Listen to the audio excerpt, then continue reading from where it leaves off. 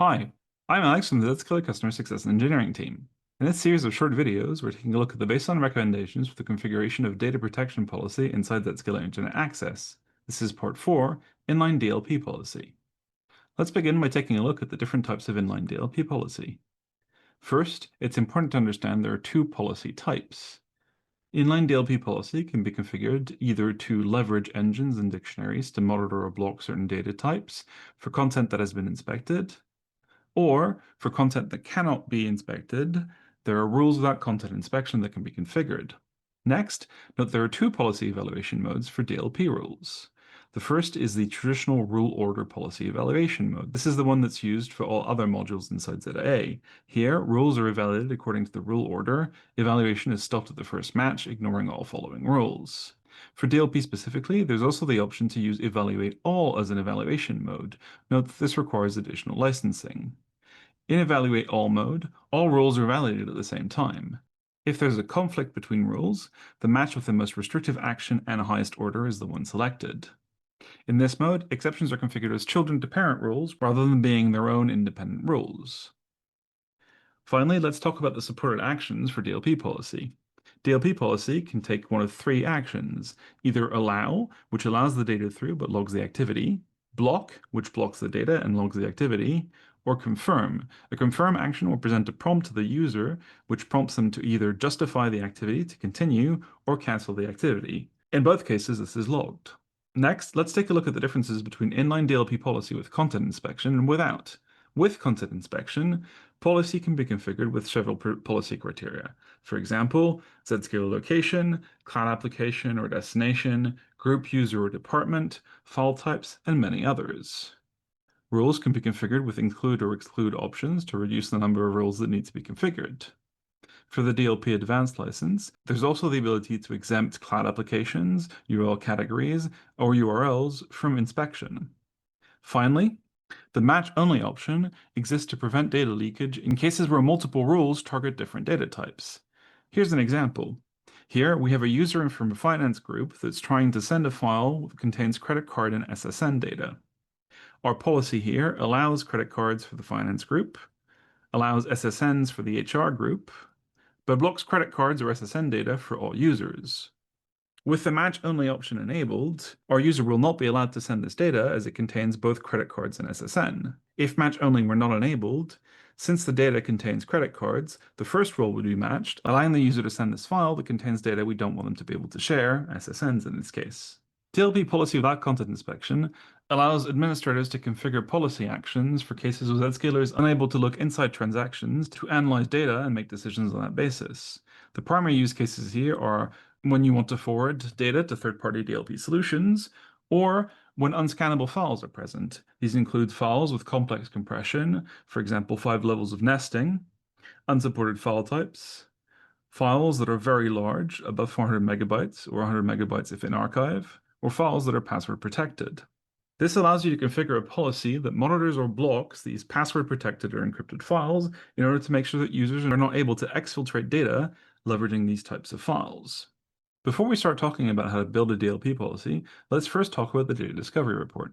The Data Discovery Report allows you to monitor and analyze data in a single location. This report contains two types of data: data that triggers the organization's DLP policy or dictionaries, as well as machine learning data based on Zscaler analysis of the content in your organization. This report is vital in allowing you to discover data flows, understanding what data users are uploading, investigating outliers in terms of content, applications, or users, as well as the usage of unsanctioned apps, which allows you to formulate your DLP policy. This report is also extremely important in being able to fine-tune your DLP policy to detect noise and reduce false positives. Next, let's talk about building a policy for DLP. First, it's important to understand that building a DLP policy is an extremely complex process that involves iterative policy design. To do this, you start by building a baseline policy, which you then tune, move into advanced tuning, and finally proceed to continuous evolution, where rules are evaluated and fine-tuned on a regular basis. The first step in the journey in building a DLP policy is to start with a baseline. Here, you'll want to identify DLP use cases and identify how and where sensitive data is stored. The data discovery dashboard can help here with the machine learning classification for your data. Once you have an understanding of where your data is and what data you have, you can create dictionaries for the data you've identified and build engines using these dictionaries. Here we recommend an approach that combines different engines with different criteria. One high count, medium confidence engine and one low count, high confidence engine. Doing this will allow you to build a monitoring policy that minimizes false positives via high confidence detection, while also minimizing false negatives by making sure that lower confidence matches are still monitored and logged. We also recommend using proximity and high confidence phrases in order to minimize false positives. Once these dictionaries and engines are built, you can then start building your policy. You'll want to start with an allow policy for each data type that you want to build a DLP policy for.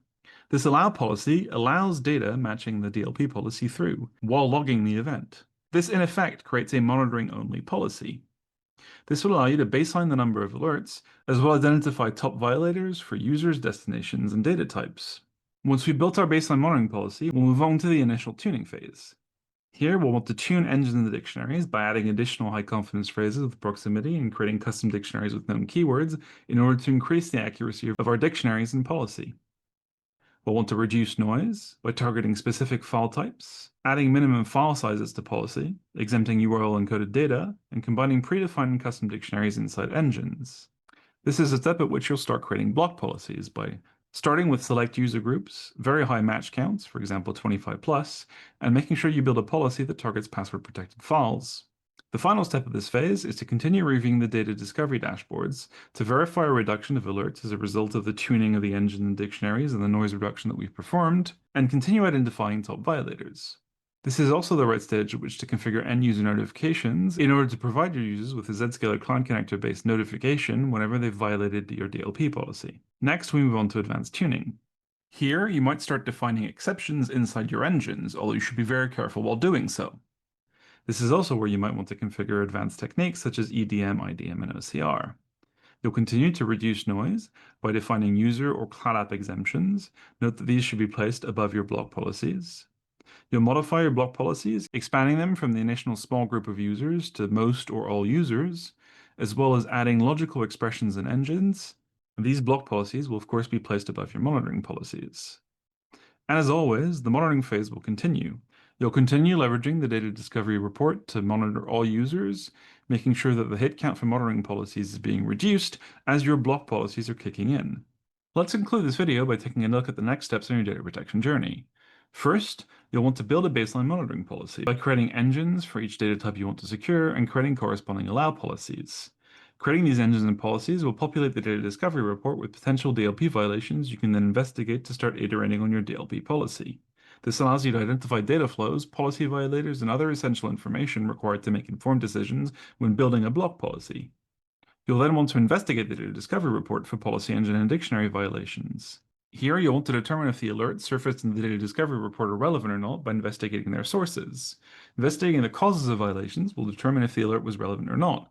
The data discovery report provides visibility into violating workflows and allows you to easily identify the biggest contributors to irrelevant alerts. This will allow you to understand the cause of the irrelevant alerts and eliminate them before you build a block policy. We also recommend that you create a policy to monitor or block content with no visibility, i.e. password protected or encrypted files. These files cannot be inspected and therefore can be used to exfiltrate data, so it's recommended to monitor or block these types of files to further protect yourself. This will reduce the risk of data exfiltration on files that cannot be inspected. Finally, if your organization makes use of MIP labels, this is a good time to import them so that you can build policy based on these labels. Importing MIP labels and using them this way allows you to reduce noise and increases the reliability of detecting and protecting your sensitive data. That's it for this video. Thank you for watching.